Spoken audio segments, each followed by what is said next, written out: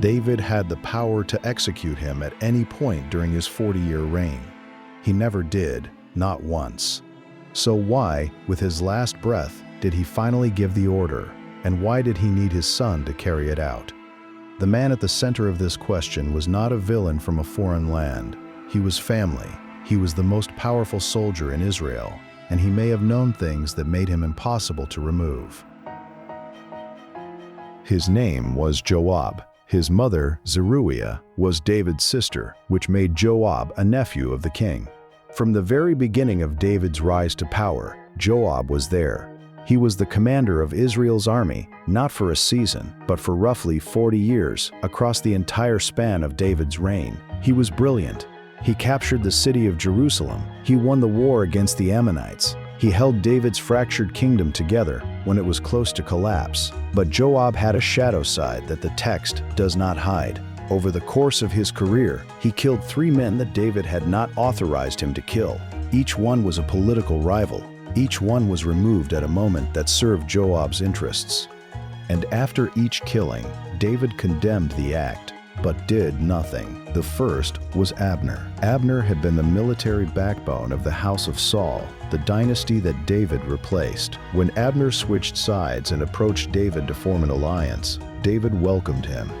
But Joab called Abner back under the pretense of a private meeting and killed him. David's response was public grief and a public curse on Joab's family, recorded in 2 Samuel, chapter 3.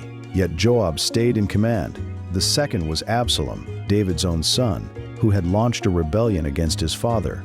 David won the war but gave one direct order to his generals: deal gently with Absalom. Joab disobeyed. He personally ended Absalom's life during the battle in the wood of Ephraim. David wept openly and accused Joab of turning victory into grief. Joab stayed in command. The third was Amasa.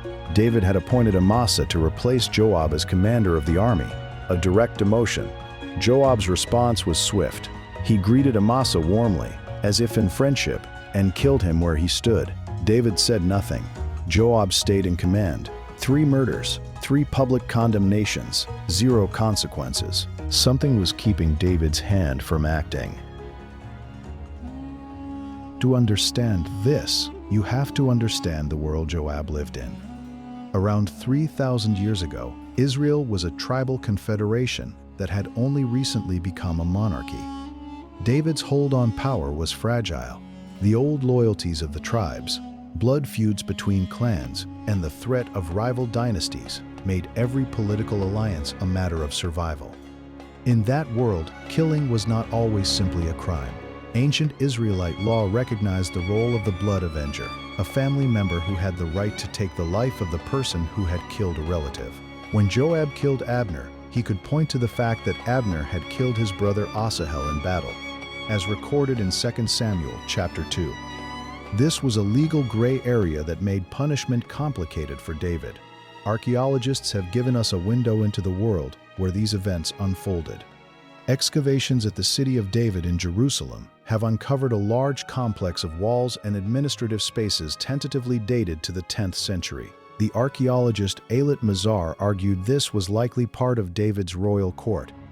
These are not simply stories preserved in ancient texts. They took place in a real city, with real political pressure, real factions, and real consequences. The ancient historian Josephus described Joab as someone indispensable to David, but ungovernable, a general who understood his own leverage and used it. Here is where the story gets uncomfortable. There is one more connection between David and Joab that the Bible records, and it may explain everything. David wanted a soldier named Uriah dead. Uriah was the husband of Bathsheba, a woman David had brought into his house. Rather than order an execution directly, David wrote a letter. The letter instructed his field commander to place Uriah at the most dangerous part of the battle and then withdraw the men around him, leaving him exposed. That letter, recorded in 2 Samuel chapter 11, was delivered by hand. That commander was Joab. Joab read the order, carried it out, and Uriah died. Joab knew. Some scholars, among them the theologian Walter Brueggemann, argue that Joab functioned as David's necessary criminal, the man who performed acts that served the king's interests while allowing David to maintain public distance. In this reading, David's 40 years of silence was not weakness, it was calculated. Joab knew too much. Both men understood that. Others interpret Joab's story through the lens of traditional faith. In this view, Joab represents a man who served power without submitting to God. His killings were motivated by personal survival, not by covenant faithfulness. His death at the altar, grasping the horns of the sacred space as if that could protect him, becomes a final tragic irony. The man who spent his life avoiding accountability died inside the house of God, unable to escape judgment any longer. A third reading focuses on what researchers call toxic indispensability. This is a pattern where one person accumulates so much institutional knowledge, so many strategic secrets, that the leader cannot remove them without risking collapse. Each of Joab's killings deepened David's dependency. Each act of insubordination added another layer of shared guilt. By the end, separation was nearly impossible. What does this tell us about the human heart? Joab's pattern maps onto calculated pragmatism without moral restraint, not reckless violence, but cold, strategic action aimed at protecting position. Each of his 3 killings followed the same logic: identify the threat, act before it grows, and let the king's paralysis do the rest. But the relationship between David and Joab was not purely political. They were family. They had fought together for decades. They shared war, grief, and secrets that neither man could fully speak aloud. Psychologists describe how shared guilt can bind 2 people in a relationship that is simultaneously loyal and captive. Neither party can fully separate without triggering consequences for both. David's final instruction to Solomon, found in 1 Kings chapter 2, reads less like calm royal judgment and more like a man releasing something he had carried for a very long time. Do not let his gray head go down to the grave in peace. This is not legal language. This is suppressed emotion, finally spoken. David outsourced to his son the confrontation he was never able to initiate himself. When Joab fled to the tent of the Lord and grasped the horns of the altar, he was doing what he had always done, using every available structure to survive. This time, it did not work.